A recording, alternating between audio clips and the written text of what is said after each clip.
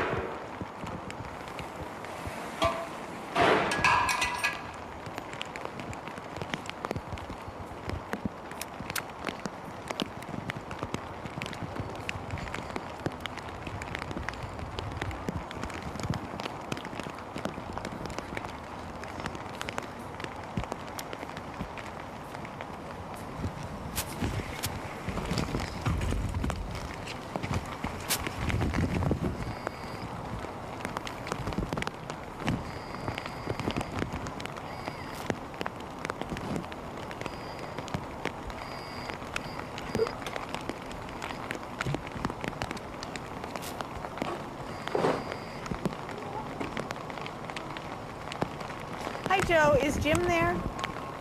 Okay, I'm trying to find him. I'll radio him. I was going to try the phone first. Yeah, see, I just answered him. My radio was turned down. Yeah, thank you. Talk to you later. Bye. They've been screaming. I had my radio turned down for the monkeys. I'm going to try and find Jim. I got the Jags out. Would you mind? It's so rank. Thanks.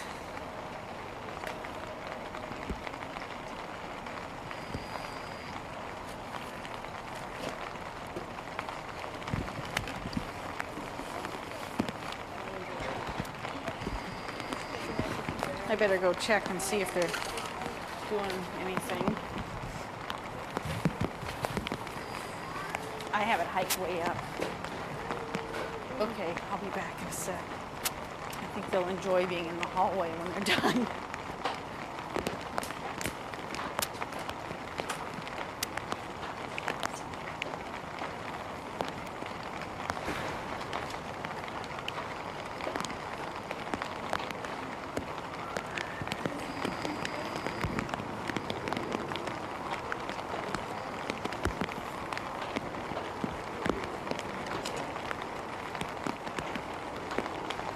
I've been trying to find you. I've been calling all around. We need to do show-yo, so hang on a sec. I'm sorry, I had it turned down just for a minute to go feed the monkeys and not scare them. So have you been out here drenched for like ever? Well, they're doing just the opposite of what I thought they'd do. Normally she goes through the box. There was civet musk in there. Oh, good. Okay. The bag just has hay in it. There's freshly ground cardamom towards the front. And there's trout around. But as soon as they get enough of this, then I would say let's do meerkats and then serval so you can dry off. Plus meerkats we should do before it gets too dark. It's too late for you to just let them Okay. come back. They can come back? Well, they'll be back several times. Yeah, because if they, that may, I mean, we'll do what we can. Honestly, But I've got to go catch the Pallas's cat. Right. And if it gets too dark or something. But so far, we're okay. So, Probably be in it. okay. Yeah, and then we'll just start, you can actually radio me if you want. Tell me when you're at meerkats, and I'll just put the clump of grass in. Okay. And then we'll, Meerkats are all that. It's too late. then we can do cougars and maybe clouded leopards next time, but 12:30 or something. Yeah, I couldn't believe it, my luck. But she's definitely doing, I think, she was aggressive though, but at least she's acting like, I mean, she's acting in a way she has not acted for months, so that's why I'm queuing in on it. God, I got civet musk on me. I washed my hands, but anyway, I wasn't as worried about getting show-yo, so I made sure I got. And Sherry's here. It may take the three of us. Well, you know what I'm wondering is, Or just carry the box. we could either carry the box or run her from the box into the kennel. Open the door back up and see if She's not very good at that, but she may. I mean, it's certainly worth a try. The only thing is, and Cheryl will pick her up. The only thing is if we grab her and have her in hand, we can put her in a smaller crate. This is the only other, but that's fine. But anyway, the other option is to unhook the camera and carry her whole crate down there. That's something. By the time she's on the camera, unfortunately, I probably have to look at it. I don't know. Oh, that's a good point. We don't. Okay. Yeah, so I might. Well, the other, I might still try that. Cool thing that if I use this just to slide in between the two. We have a bigger piece of plywood too. Okay. Why don't you want to pull that just while I'm thinking about it? I just have the big net down there so she wouldn't run up the screen. I lean it against the wall here. Guess what? I couldn't find her. I had sang hi. I told Sherry I was going to go down and do it, and just to be on alert. And she was nowhere to be seen. And I just got this enormously sick feeling. Well, guess where she was? I had shut the doors of the wooden nest box in there. She had opened one of them, and she was in there. Yep. But it's a little scary walking in there not knowing where she is. So that's why I had Sherry end up standing here. But anyway, I've shut those doors, but I don't think she's going to come in. So I think the best bet is to go out there. Okay, and then Sherry's available and I'm available. If you can get in there. Yeah. There, it's sort of clear to me. You want me to what? I say you don't have to, if you want to. Yeah, I think I'll go continue doing feedings and stuff. I'm gonna take this. Actually, yeah, well just let me know because we can, and even Cheryl can come up and help too if it takes, but I think 3 is the number we used before. 2 to 3. Okay, good luck. No. We better not get out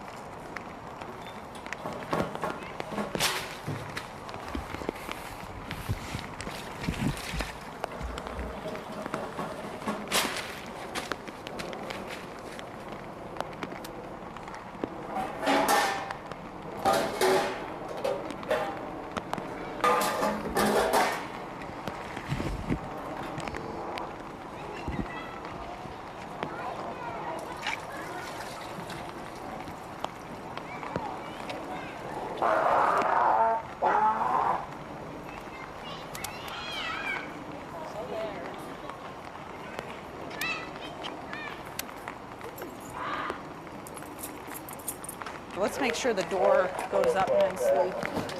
And I couldn't find the bolts and stuff for the small guillotine. They're probably just down there somewhere, but so I ended up just using a piece of wire. It's not like they're really strong, but okay, let me just see how this works. Yeah, I think it got repaired. Yeah, this. Yeah, watch. Now I'm saying it, and I'm not.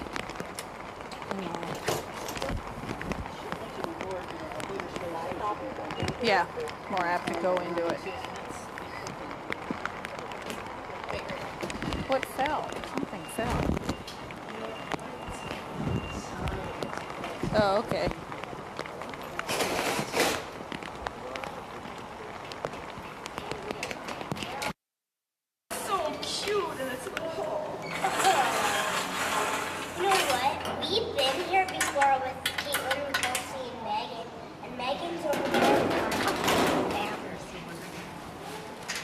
We're not like whole family. Wait, that's in here. There's another. There's another.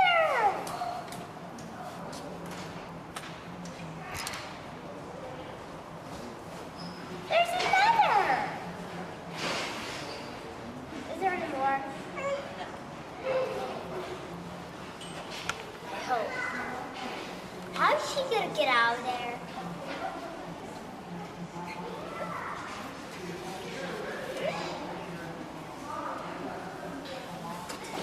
I sort of egged them on to go out. Real, please. Yeah, don't jiggle it, I please. don't want to jiggle the camera. But you need to be, you guys should probably get behind this, please. Thanks.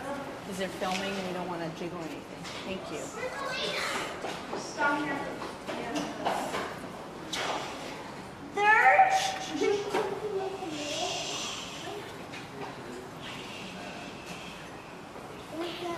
They haven't had grass in forever. They love it. She'll be out in just a few minutes.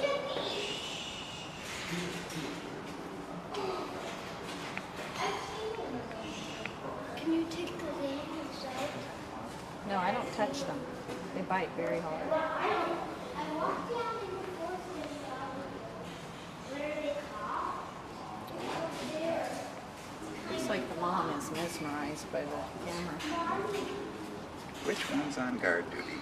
This is very good timing because the 2 kids are being shipped out next week. So that's why I wanted to get this.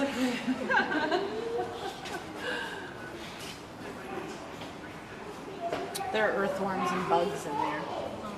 Your pet. And watch. I make holes over there. No worries. Don't tell. Makes a huge mess in here though. The sand gets really dirty. But I just hose it. It's aquarium sand, so it really cleans easily.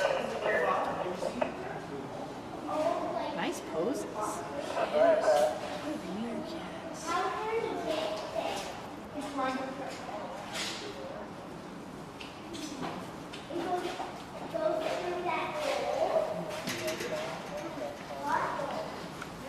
The mom is more gray than the other 3. And Dad has the longest tail. His wasn't bitten.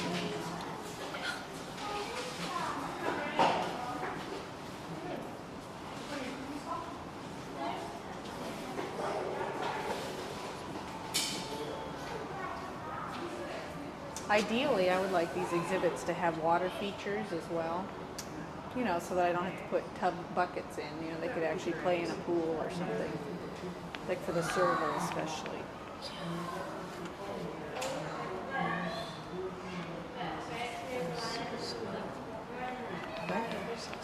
Aren't they great? The babies are the cutest. She hasn't had young for almost a year. I hope, yeah.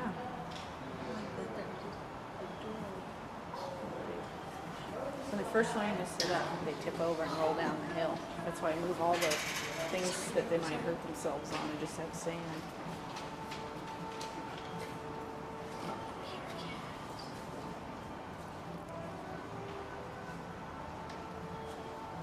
And they do climb. I never knew they would climb a branch, but I've seen them climb all the way up this branch.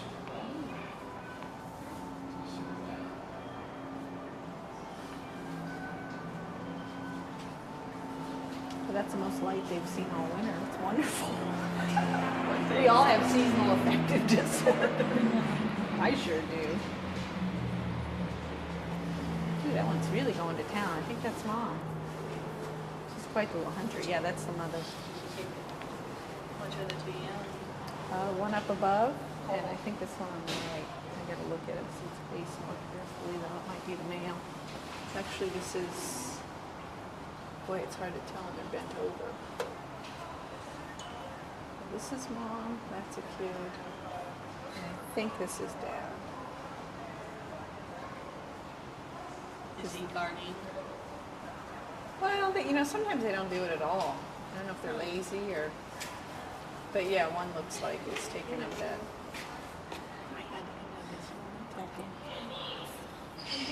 I'm down here to take it off. Oh, well, it's too late. I was worried it was going to be in the way of the filming. That's okay. How do you take it off? With a razor? Yes. I don't have a razor. We used to have one in the building. It'll be done in just a couple minutes. What'd you hide in there? Nothing. I just dug that out. It's full of earthworms though and bugs. I took it out by hippos. And I fell in my own hole one day. I dig them out, you know, kind of a lot. I haven't lately. I've forgotten that I've done it. It serves me right. Right. Well, it's actually that grassy area between the service road and Hippos, Lake Hancock.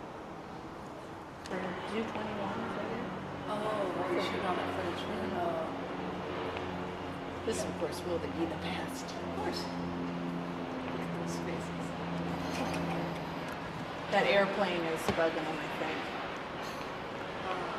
They can hear everything. This is just plain old glass. And so that plane probably didn't help. But they get over it very quickly. Yeah. They're most afraid of birds above them because that's their big enemy. And so if a crow or a gull lands on top of the glass above them, they disappear. That happened. A lot. Yeah. Yeah, because it's a glass roof. I had a 419 student put a silhouette of an owl. She did a study on whether that would bother them. But, you know, after a while they saw it and they knew it wasn't moving.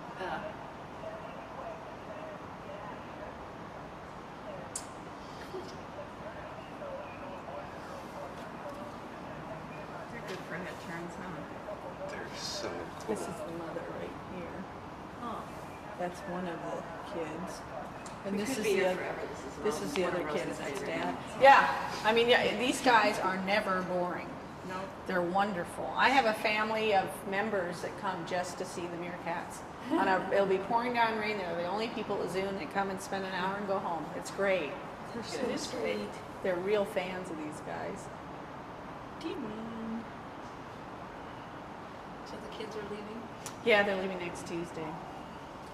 We'll be down to 2. That's why I really wanted you to get this today, so that it's much Where more. are they going? North Carolina, the zoo in Asheboro. Normally. Oh, they're the best. Do you name one? Yeah, I have always called her Katie because she's a surrogate. But the male, I can't tell you what I call him. Back at you. He's from Phoenix and Right he's a at you. blonde, and I don't know why I just call him like Surfer Boy. There's no surf there, but he's a blonde. He's just he doesn't really. He's dad. And I didn't name the 2 girls because I knew they'd be leaving, and I get attached, and it's like it's harder when I have a name for them. Yeah. They have numbers. They have numbers. 9700777 and 78. Yeah. So they, but they're so much fun, and I love these little guys. Hold your position. Or, yeah, I can go Once in you- with them. I mean, They once you usually get it, run away. don't But follow, the 'cause the mother, sun doesn't do she was that. born here, and she's known me since she was born, so she'll come up to me. There were kids in here once. I used to have more time in the day, and I would sit for a few minutes, and they'd come, and I had one that Except that they're cut tight. So you have to be the full. Oh. But other than that, Oh, here she comes. She did not do it. if she doesn't do anything, I can get live trout sometime if you guys come on a certain day or something. she's sneaking around. Oh, she came around the other side, made a liar out of me. But a lot of cats like water. It's just domestics that are not too keen. Yeah. They're curious. It's funny, goldfish, they'll really go nuts over, but only in their water bowls in the back. They don't seem to see them very well.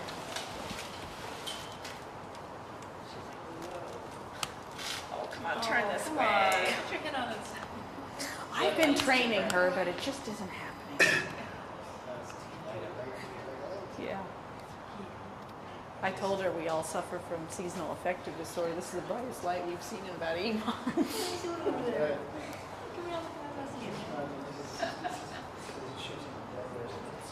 Oh. Uh-huh. Right.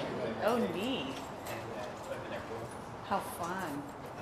Just get in there and he would spend hours. Where's she at? Well, that's, Female. yeah, I bet. Well, that's what I would like, is to have an actual nice pool for jaguars that you can have glass and have fish in it and really see them do stuff.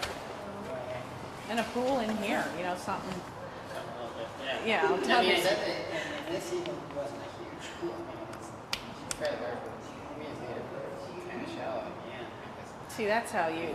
The problem with all the pools in this building, they're straight drops, except for Hyenas we modified. It wouldn't take much. I sure wish I knew how to do construction. I wish she'd sit in it. She does that sometime. She'll sit in there? Yeah.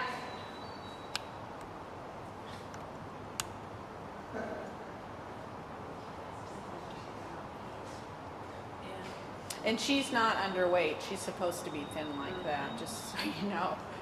I do feed her.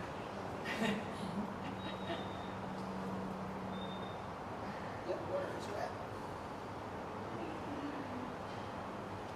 Yeah, the male used to be in a catch and release program. He'd pick up the fish, throw it through the air, then run over to his hay bed, play with it for a while, and then put it back in the tub. Oh my God. Just like the muskets do. Yeah, it was pretty funny. I guess she got them all.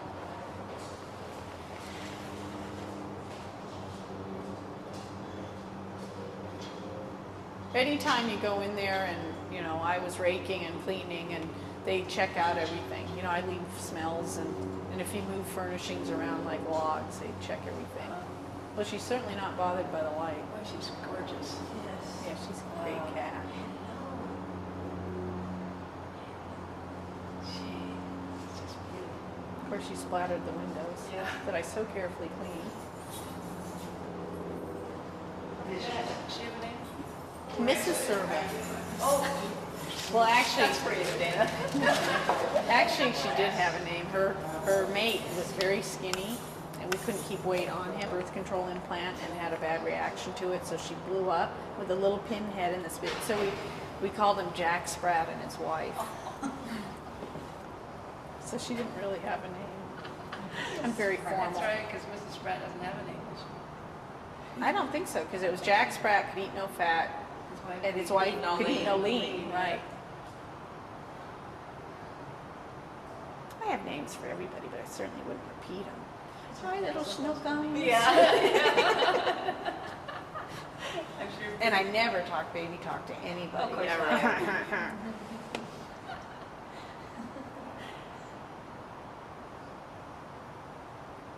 Oh, I have she- just heard, oh gosh, you had to ask that one. That's the Sorry. only one I can never remember. I think she's about 8 or 9. Yeah, I'll have to look that one. I can't remember. I've heard recently in the last few years of finding black circles in some part of Africa. Isn't that weird? I bet they're beautiful. Wow. Now, when we were in Rwanda, one of the Because there's a really little, well, it would be South Africa though, black-footed cat. Yeah, I think it's Central. possible. one is Central- Yeah, Central I think it would be, unless, was it real heavily jungled or? Yeah, it was up in the mountain gorillas, so the Varangas. Yeah, really I'm not, jungle. yeah, that's high and I'm not sure high they and would. cold. Yeah, it's, hey, graphics, we really need a hand here. You know, because it's not supposed to be hanging. It's supposed They're to all be- like that. They're supposed to be, Yeah. They're supposed to be not dusty either. don't you like having that there? I just take care of in the building and exhibits. This is maintenance. In this channel. Yeah, that's what I thought. Yes.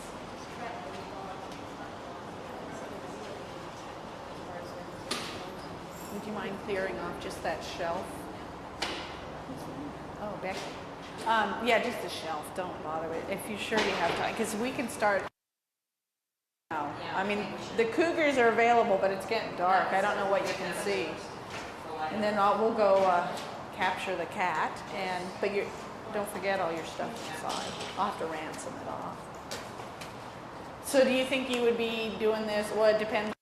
Planning to work in there. I think we want him to see that you really have to work it in there good. So in fact, you might even redig the one you already dug. Just kind of keep working it.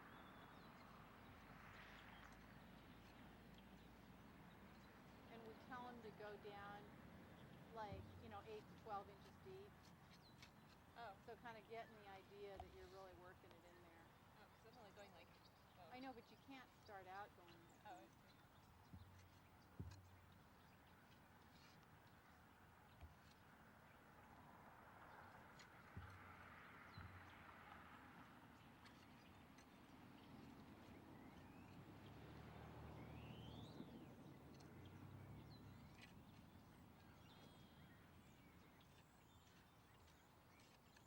maybe now you could go and get a few more squirtfuls and put them just on the edge of where you left off before, and then overlapping it some. Like up here? Yeah, exactly. And up higher, but overlap it. Like up here? Yeah.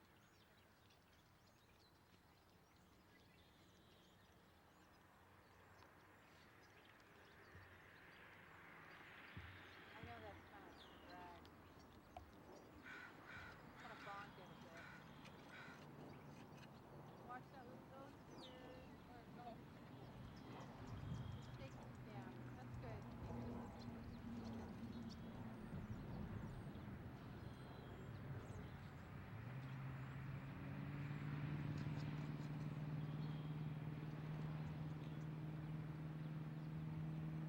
How deep do the roots go? It feels like there's some. Uh-oh. Stay away from that spot.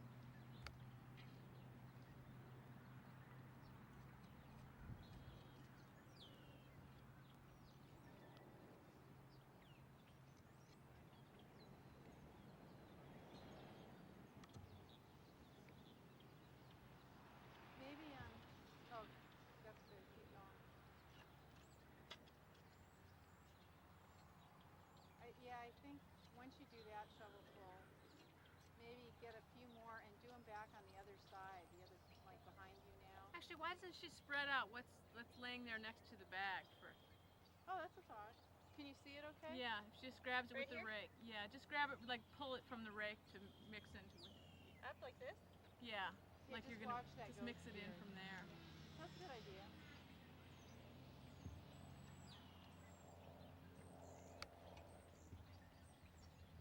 Do you want her to start? Like here? Yeah, I'm gonna go back closer to the bag and try to just get the raking shots again. You want her to do it again? Yeah, just put put the fork down on the opposite side of the bag, or the tines. Exactly. Then pull it up? Yeah.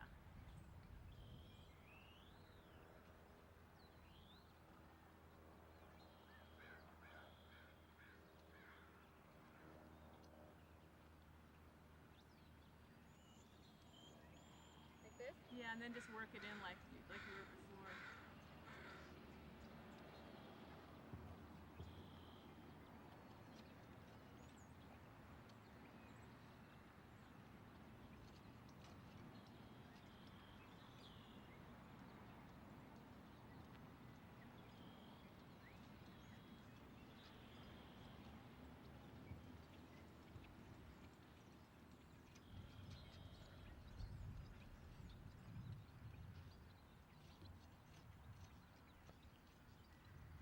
That's good.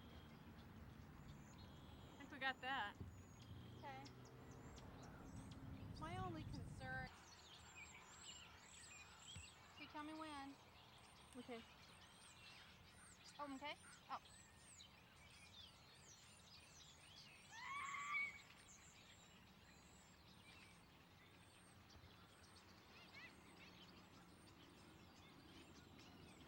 Read the tag. Yeah.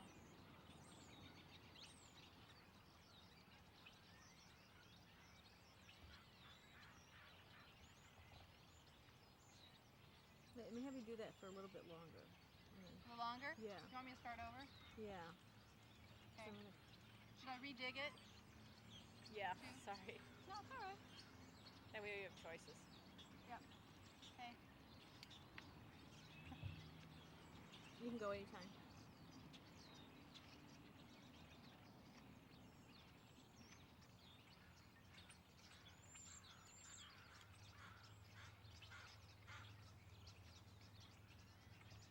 Oh, I know. Like, well, he's just barely in the frame. Do you want me to move? No, I'll move. He's a kid. He'll move right back where he was. I mean, Yeah.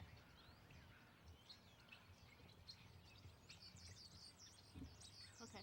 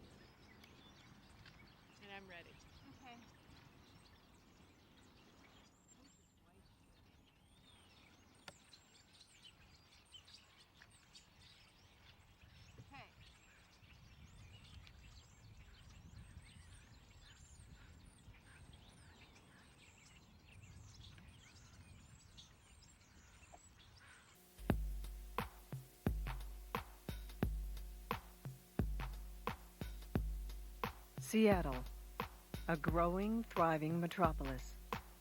Known for jumbo jets, the Space Needle, high tech, and salmon. We are also a city learning that with growth and prosperity comes responsibility. We need to protect what we value most about our city, our land, and our water.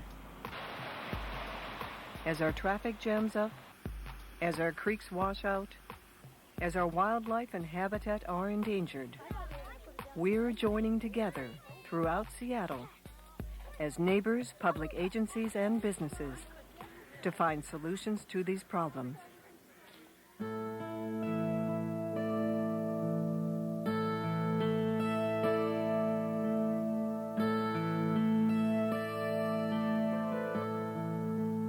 In southwest Seattle, near the Fauntleroy Ferry Dock, a small creek flows clear and sparkling over a sandy bottom. If you walk 100 feet east, crossing Fauntleroy Way southwest, at the right time of year, you'll witness something no one has seen in over 70 years. Salmon returning from the sea to spawn in Fauntleroy Creek. The salmon's return is the result of a partnership of neighbors, private businesses, and community groups. They joined forces with the Seattle Public Utilities and other city departments to restore Fauntleroy Creek. It all began when Judy Pickens had a problem. My husband and I started paying attention to Fauntleroy Creek in about 1989 out of personal interest. A piece of property across from us and the creek was for sale for development, and we decided that perhaps the creek could save us, and then soon realized that perhaps we could save the creek. It was pretty much a ditch, but it was a ditch that the local people recalled being around, enjoying as a native space. Judy and her neighbors began to clean up the creek. In the early 90s, she contacted Seattle Public Utilities to enlist their help. We had been doing a lot of creek work and restoration with the Seattle Conservation Corps all over the city, and so we decided to help her. The watershed has a wonderful park in it, Fauntleroy Park, and so we did most of our work in the park, doing trail work and bridges to help keep folks on the trails and out of the creek. Judy then connected Fauntleroy Creek with the City of Seattle's Summer Youth Employment Project. Those young people that first summer did a lot of work stepping the creek along this section, putting in native plants, because it was our best section when we thought about returning salmon. It would provide the best possible habitat. She also put together additional partnerships to build bridges along the creek trail. The funds came from our local Washington Mutual branch, just a little community fund that was available there. And that check went to, then, the West Seattle chapter of Puget Sound Anglers. These are people that like to fish, and so they have a personal interest in the health of salmon. And so these folk took the check and converted that into 4 bridges. Soon we had school children coming with their fish, initially just coming after school hours, a few students with a teacher, but soon the teachers asked for more. And we started providing a whole morning program when students would come. They would release their fish, they would learn more about the habitat, and they would learn about the first people that camped along this creek. With the coming of the students and the fish they raise in Seattle Public Utilities Salmon in the Classroom program, came some success. In 1994, the first salmon returned. And Harry and Louise got as far as the culvert that goes under Fauntleroy Way, and they could not get further into the habitat that we had really prepared for them. Once again, Judy Pickens called Seattle Public Utilities. A drainage and wastewater crew put a camera in the culvert to investigate the problem. Seattle Public Utilities went out and TV'd the pipe and discovered that it was in very deteriorated condition, had begun to undergo structural failure, and was in danger of collapsing. If that had happened There was a potential to have a major washout of Fauntleroy Way right there where the ferry terminal was, which would have caused major, not only environmental impacts, but also traffic impacts. The original culvert was put in 1915. I'm showing you a picture of Fauntleroy Way 1914, which at that time there was no culvert.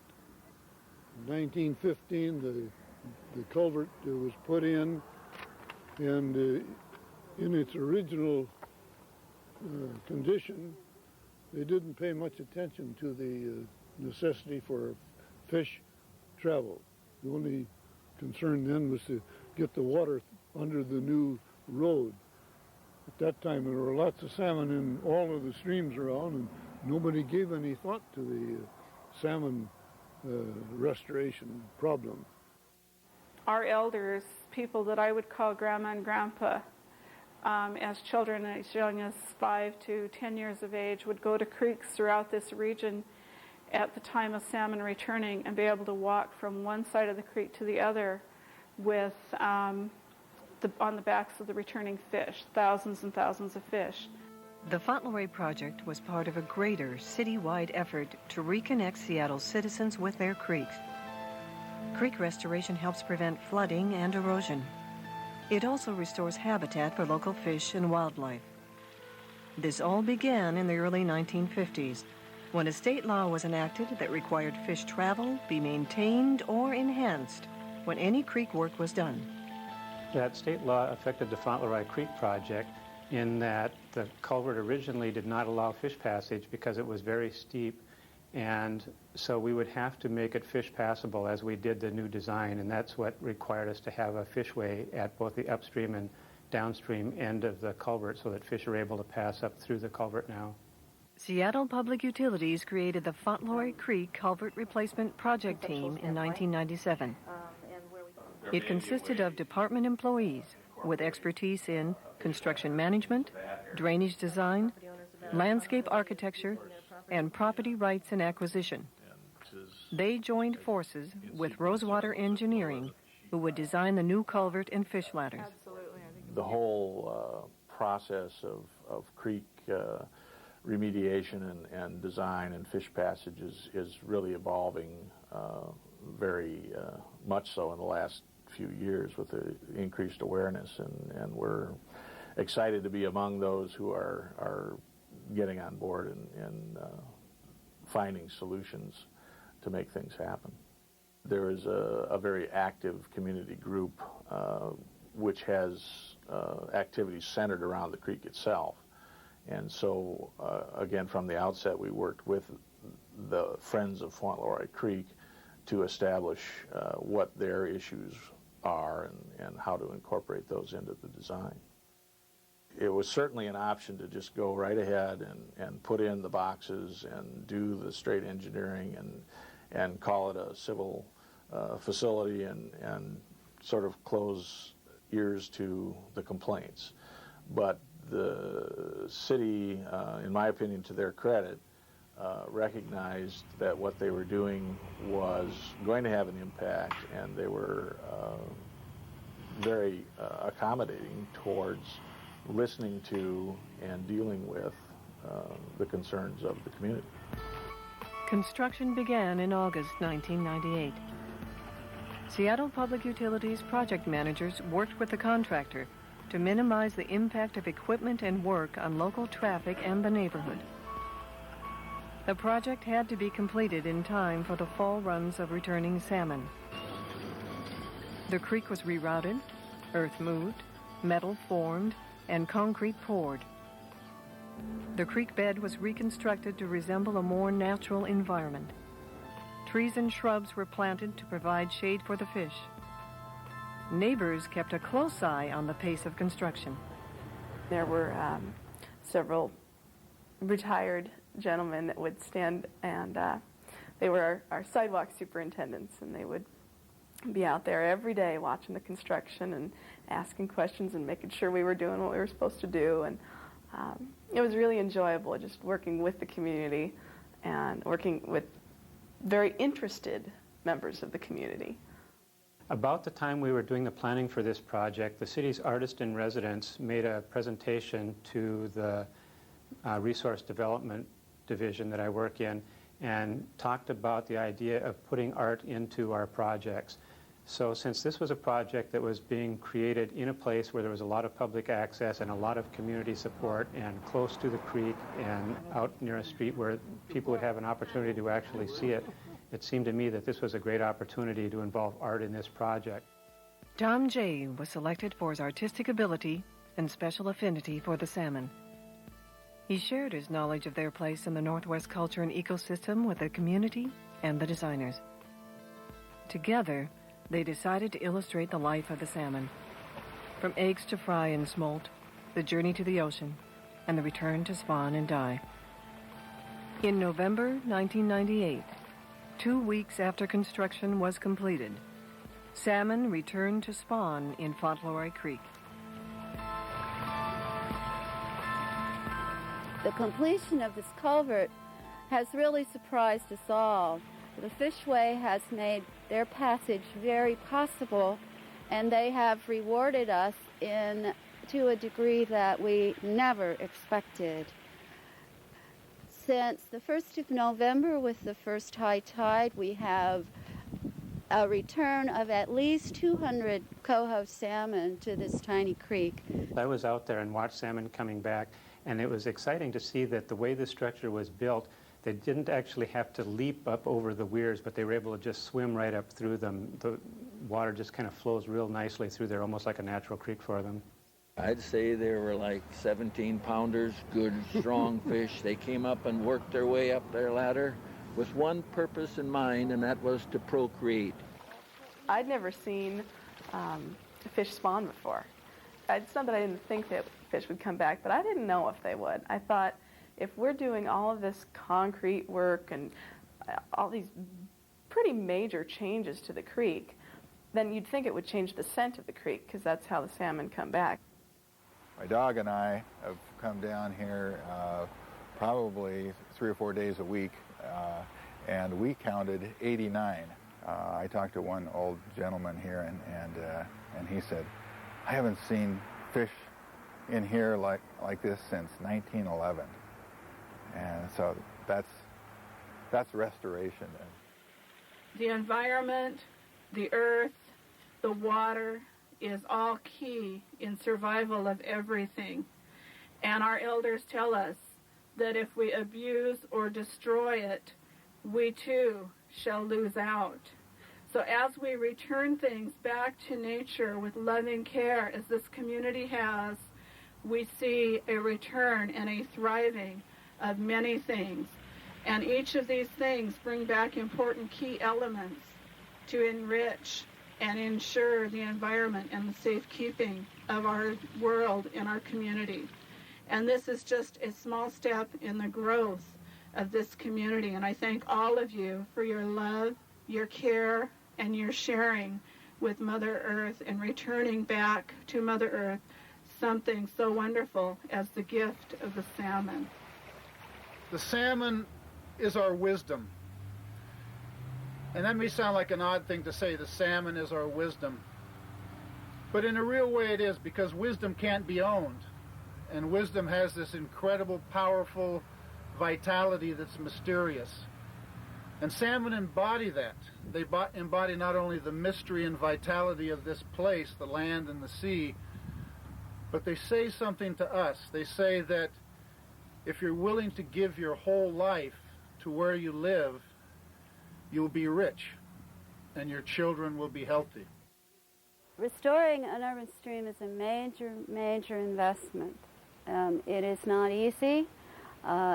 Even this little creek, which is just a mile long, it's turned out to be so far a 10-year investment, and we are not nearly finished. It is something that can be done as you go about your regular life, but it will change you as you get closer to how water works, how streams work, how wildlife works in that kind of habitat. You will learn a lot you will begin to assess how you live on the land. At least that's my experience.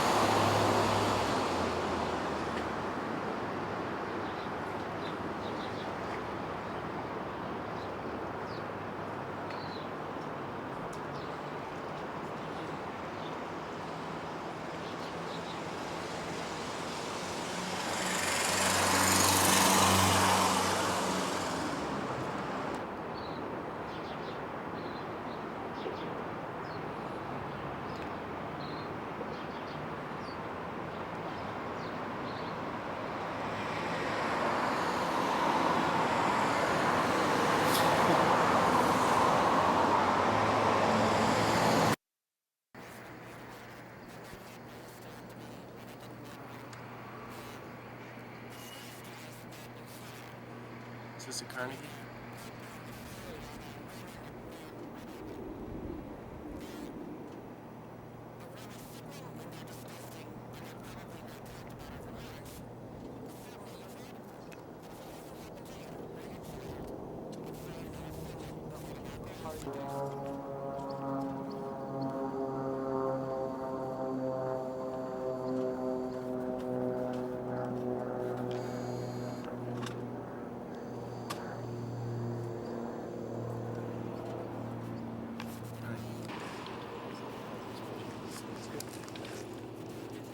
It's nice to have blue sky on a couple of these anyway.